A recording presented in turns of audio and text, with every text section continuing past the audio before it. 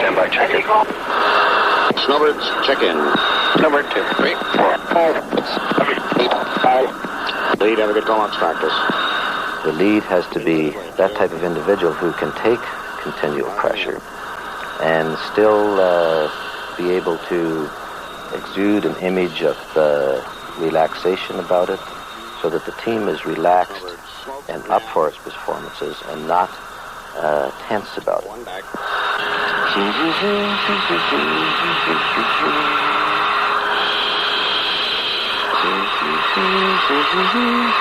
Rolling out.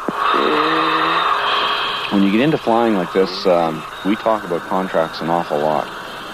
What it is sheer honesty and your ability to maneuver your airplane to exactly where you want it and not go into somebody else's airspace. To give you an example, on a rejoin, we'll use the example of the 2 left wingers that are joining on me from the left wing. Well, one's contract is not to go below my wing level, and that means he's got all of the airspace to my left and high. He will not ever go below my wing line, because the other fellow joining on that wing, his contract is not to go above it. And so his airspace for safety is below my wing line and out to the left, and that's all of his airspace. Now, it's very easy to say, oh yeah, that's a contract. Well, what happens if you go through it? Well, you don't. That is a hard and firm contract. You can't violate that contract. My contract is I won't hit the ground, or I won't cause anybody else to hit the ground. And that's basically the big contract that I have. You have to trust them with your life. Just for instance, you may be at the top of a maneuver, upside down, and you can't allow yourself to be spooked by the ground. And there's where the trust is. I can't just all of a sudden break off and say, gee, I think we're too low, and break off. Then I'm going to throw everyone out on my side of the formation. You just learn to trust his leading. You know that time after time again, he never lets you down. He never will. I trust him with my life. I have to. He's the most professional pilot I think I've met in my career. If a bird hit my windshield and come crashing through and took my head off and my airplane hit the ground, yes, you'd have all of them hit the ground, because they're looking only at my airplane or flying through the inner wingers onto me or some portion of my airplane.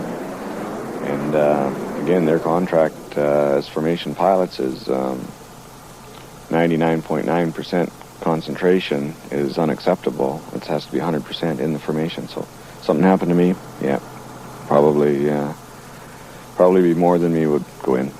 The Snowbirds, as I was quickly discovering, are not exactly your routine guys, and the pilot who flies right next to the boss proved to be no exception. On the front lawn of Captain Joe Parente's single-story home, the Flamingos are set out in his favorite snowbird formation, the Big Goose. At 25, Joe is the youngest snowbird, a real feat considering he only learned to fly 3 years ago. Today, Joe is enjoying the perks of reaching the pinnacle of his aviation world. His smooth flying, both in the air and on the ground, has already earned the Vancouver Bachelor the nickname of Juan Valdez. And in fact, as he faces another snowbird practice, pilot Joe Parente has only one fear to deal with. I'm scared of heights. I can't go to a balcony and look over the side of a balcony. I'll get dizzy. I can't do that. I can be in an airplane upside down. It won't bother me because I'm strapped in, I think is what it is. But to look over a balcony, it'll actually make my head spin. Is there such a thing as the right stuff? I don't think so. I think it's, you try, you give your best. It's 5% ability and 95% determination. You have to want it. And if you want it, you'll achieve it, no matter what it is. I fly an inner slot, and I fly the inner right wing. Directly behind me, he's probably about 6 feet below my tail, and on either side, we're looking at probably 4 feet of overlap. Overlap means directly behind each other, like this, and then there would be 4 feet of overlap this way with our wings. That's how I'm sitting on the boss's aircraft, 4 to 6 feet inside of his wingtip, and so will somebody on mine. I'm allowed about 6 inches to a foot high, and probably 6 inches to a foot low, and about a foot laterally, and that's my contract. That's my what we call an aero box. That's where I'm allowed to make my errors inside of that box. I'm allowed to shift around in that box. I'm not allowed to move outside of it. In Hollywood movies, a crash is usually safe for a pilot, and sometimes it's even funny for an audience. In the real world, however, an accident is no laughing matter. I know.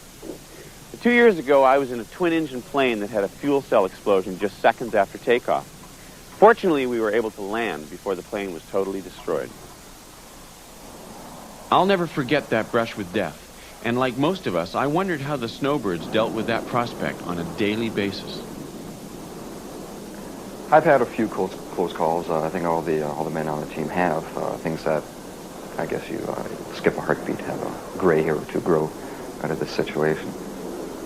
Perhaps the closest call I may have had was I had a windshield that started to disintegrate on me. I brought the airplane back before it actually did let go.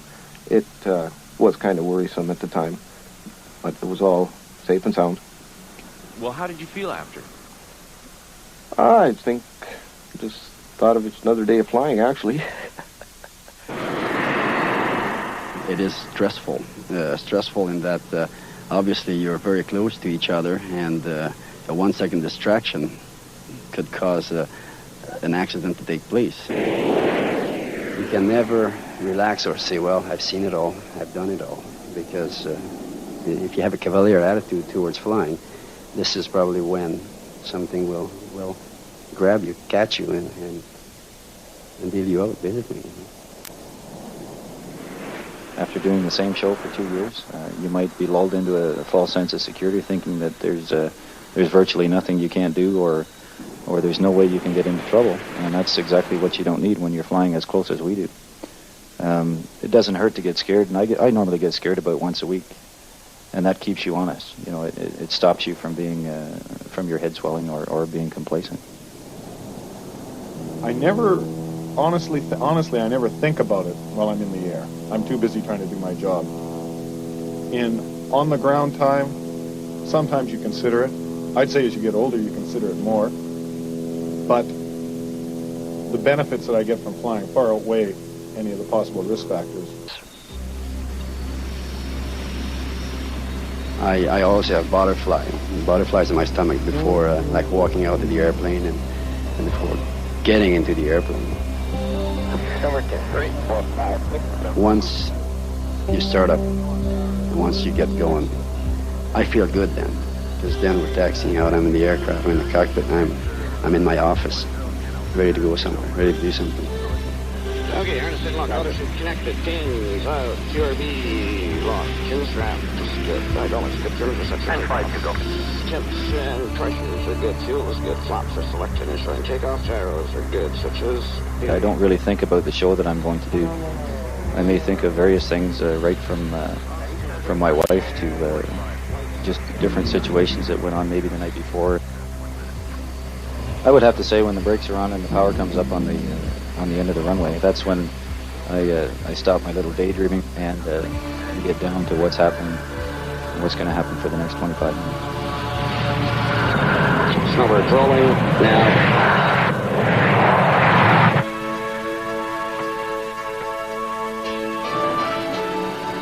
It's like being in a hockey game. Once you take that first hit, any nervousness is gone. You're in the game now, and you just don't have time to worry about it.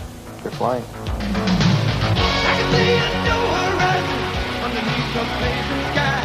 I'll be where the eagles flying higher and higher. Gonna be a man in motion. All I need is a pair of wheels. Take me where my future's lying. Send down those fire. I can climb the highest mountain, cross the wildest sea. I can feel that Elmo's fire burning in me.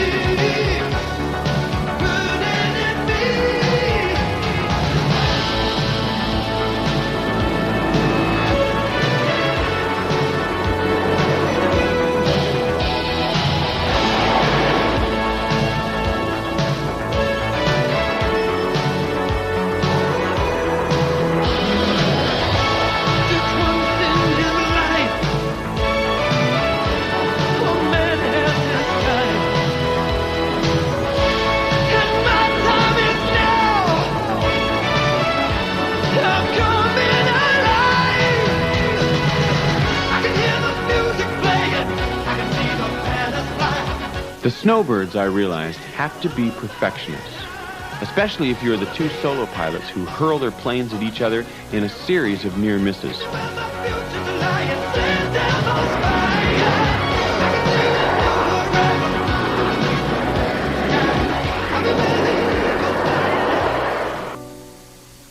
If anybody seemed destined from birth to become an ace fighter pilot, a real-life Top Gun, and a Snowbird solo, it would have to be Don Broder. After all, Don's grandfather was the legendary Roy Brown, who earned a place in the history books as the man who shot down the Red Baron. But though Don grew up in the Air Force as the son of another distinguished pilot, it was not until his older sister married an American Air Force pilot that Don began to feel his flying genes. His brother-in-law would subsequently die in a crash, but that tragedy only reinforced Don's determination to someday become a Top Gun himself. If there were never, ever accidents and never any fatalities, the type of people who fly fighters and fly jets would not be the same type of people that they are today. As to the explanation of why an accident would cause me to go and make a decision like that, you'll have to find Sigmund to answer that question. Even psychiatrists like Sigmund Freud might have difficulty understanding why grown men want to play chicken, but that's seemingly what a Snowbird solo performance amounts to. Compare it to two cars coming down a wide open area, a road with no lines on it. You've just got to line yourself up with that guy. He's going 60 miles an hour, you're going 60 miles an hour, you're head on. 60 miles an hour is about 88 feet per second. So with no lines, run at the guy and get yourself to go, let's say, 3 feet by his door. Do the same thing, add in the up-down, and instead of 88 feet per second, each of you is going 450 feet per second, so about 900 to 1,000 feet per second closing. If I do make an error, it could be critical, and I know where the seriousness is, at that point, and I try not to make those particular mistakes. It's never out of my mind. It's in the back of my mind. It's got nothing to do with the fact that I've got a lot of life insurance on me, but... You can make lots of errors, and every show is a myriad of errors, but you can't afford mistakes. So if you set up in the wrong place, you better realize it at least 2,000 feet back. That gives you a second to react, a second to make the correction. What we do when we turn into show line, we look at each other. I will call smoke on, which is of course the smoke that we trail. And then when I see him, I will call contact, which means I can physically see him. And he responds only when he sees me with another contact call. After that, I don't look at him. I've got my job to do. He has his job to do. His job is to miss me, which is why I have that faith in him. I don't look at him anymore. I know he's not going to hit me. If he did, he'd be fired. And in fact, he told me one day, he said, "You won't have to fire me. I'd quit." From the ground, a Snowbird performance looks so effortless, so easy. But up in the air, the pilots are really working. Not only are they manhandling an 8,000-pound aircraft, but they are often fighting the G's, which is pilot shorthand for gravitational forces. Positive G's increase the weight of an arm or a leg by as much as 7 times its normal weight, while negative G's cause blood to rush into the head, blurring the vision so that everything becomes a pink haze. Gravitational forces can even cause a pilot to black out, and to combat that grim possibility, Snowbird pilots are constantly performing a series of what amounts to isometric exercises to keep the painful and dangerous effects of the G's within safe limits. It's really busy up there. There's a lot of things happening. Your eyes are constantly changing, looking at different things. Your mind is thinking about what's coming up next. You're listening, what's happening on the radios, and you're coordinating it all with your feet and hands. Snowbird performance only lasts for 25 minutes. But given the stress and strain, both physical and mental, it's hardly surprising the pilots are always happy to head for home.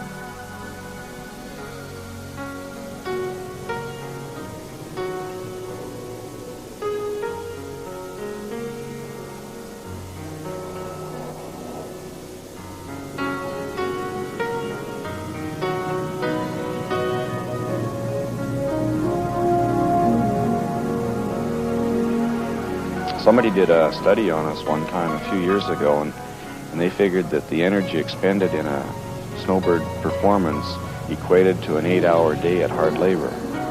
So when we do 2 shows a day, it's no wonder the individuals are tired.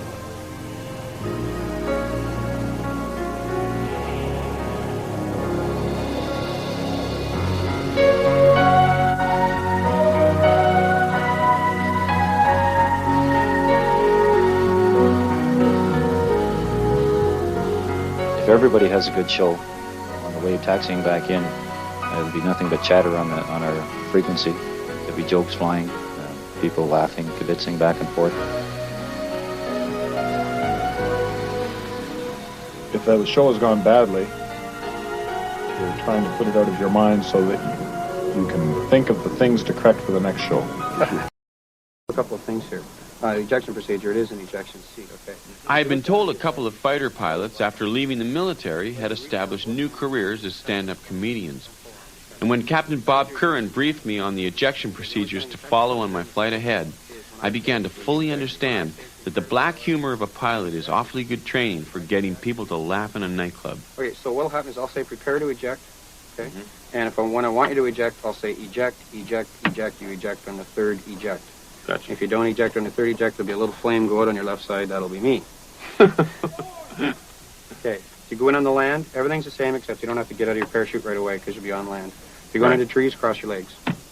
Really? Yeah. Trees have sharp points on the top. That's pretty well it. Okay, I'm not going. Okay. Cut.